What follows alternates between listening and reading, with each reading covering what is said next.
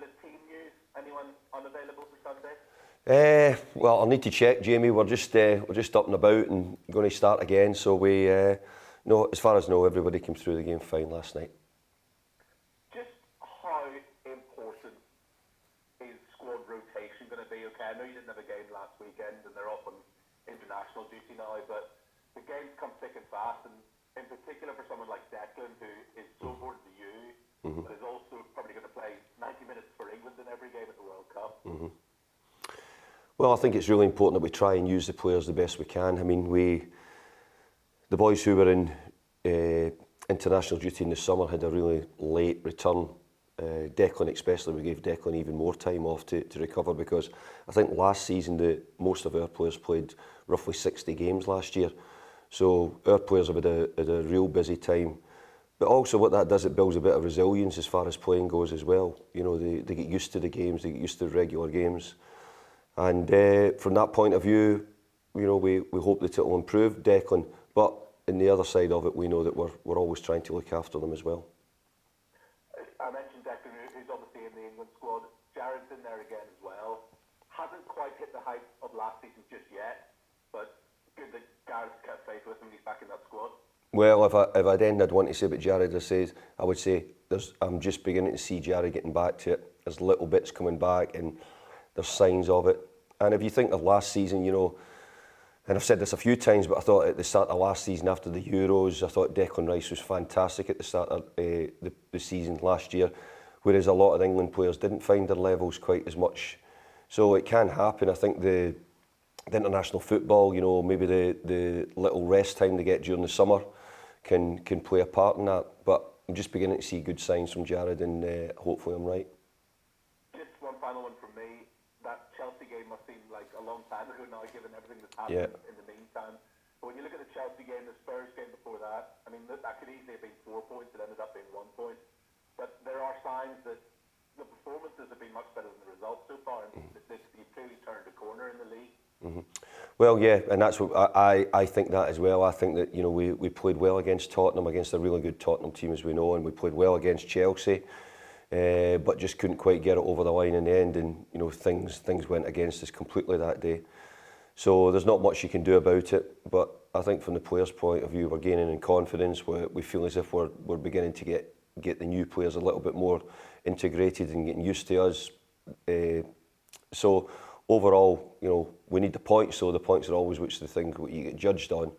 But I think our performances are improving at this present time. Thanks very much, David. Thank you. Thanks, Jamie. We'll go to Ian from PLP. Morning, David. I wonder how much of a benefit you feel these 2 victories in Europe have been over the course of the last week, when Everton, who you faced at the weekend, haven't played.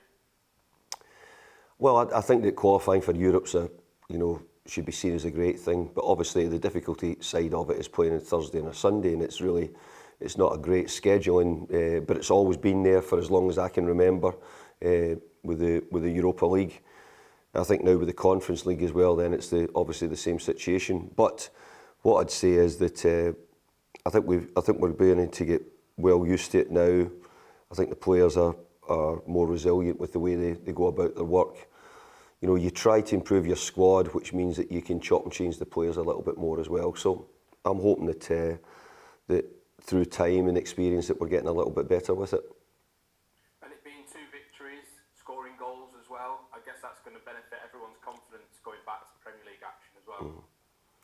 Well, I think so. I think last year I felt that we won our group last year in the Europa League. It gave everybody confidence, it gave everybody minutes in the pitch. You try to give your players a chance, and a lot of the players sometimes who maybe are not maybe always first choice get a chance to show what they can do, and they feel as if they're getting regular football as well. So that does help.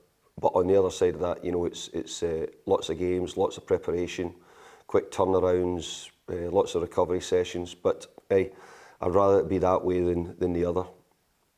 What have you made of Everton's start to the season? You've won there the last 2 seasons. Are you facing a different team this time around?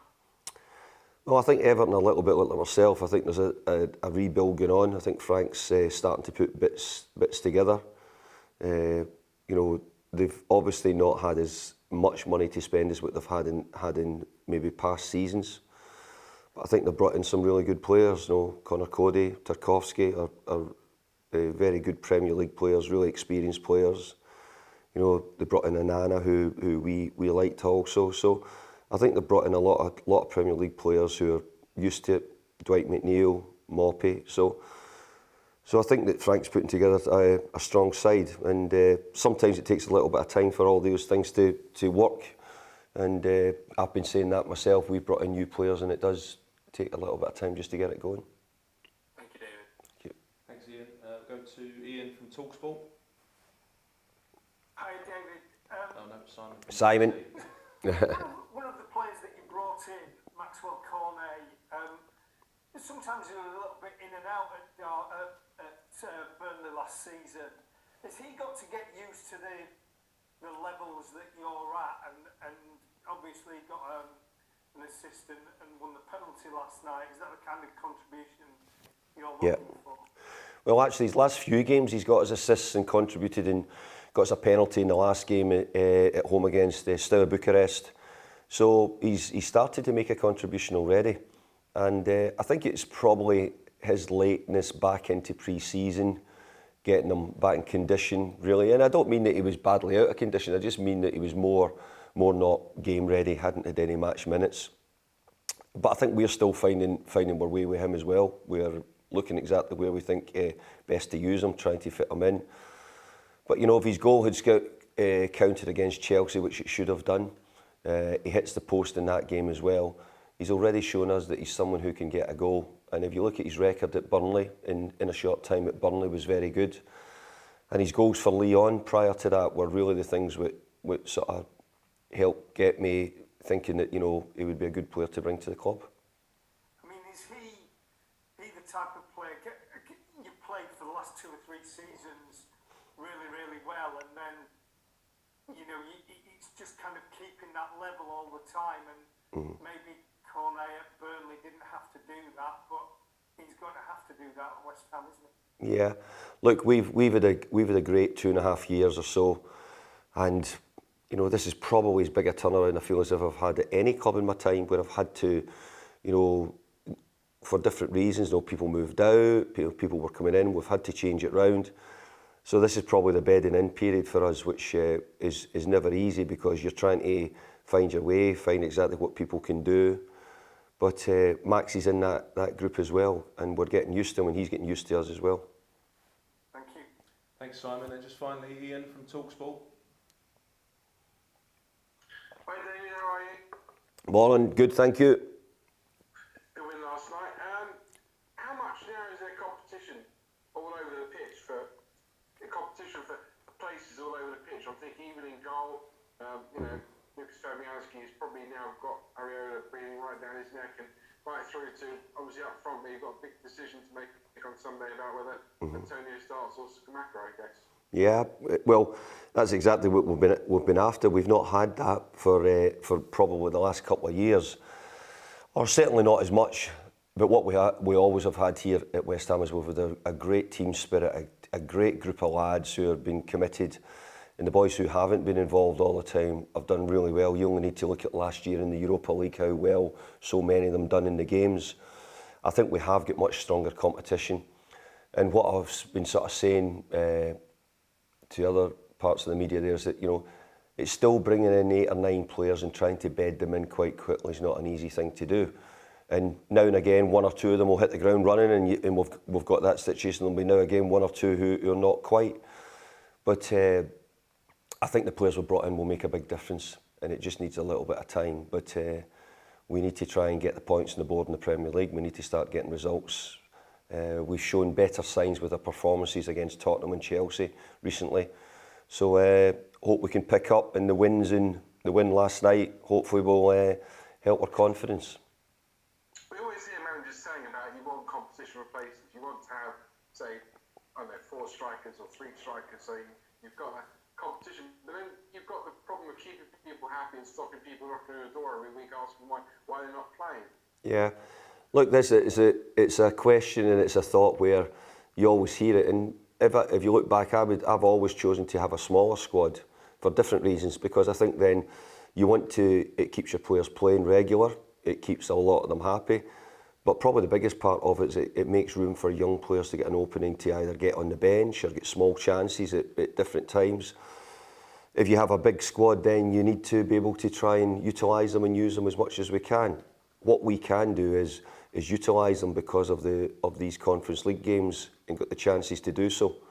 So we've got competition, we need it. If we're going to try and challenge the boys at the top again, we're going to have to get these players playing at their best. And, if you don't play well, then you'll find yourself not in the team. Finally, a couple on the game on Sunday. First of all, do you always still enjoy your trips back to Goodison? Or by any means the first you made, you've probably been there more as a visiting manager now than you care to remember, but do you still enjoy it? I hugely enjoy it. It was a massive part of my career at I had 11 and a half years at Everton as manager, and nowadays, if you said that to many managers, it's very few managers will get to that stage at any one club. So it was a big part. I've only got thanks and good feelings for Everton for what they've done for me and my family. So always look forward to going back. But I manage West Ham, and my job's to go and win, and that's what I'm going to try and do. Your clashes against Frank Lampard, both when he was a player and you were a manager, and then on the managerial side, it's always nice to get on over on him. Yeah, but I'm probably glad he's not a player anymore, that's for sure, because he had an incredible goal-scoring record for Chelsea.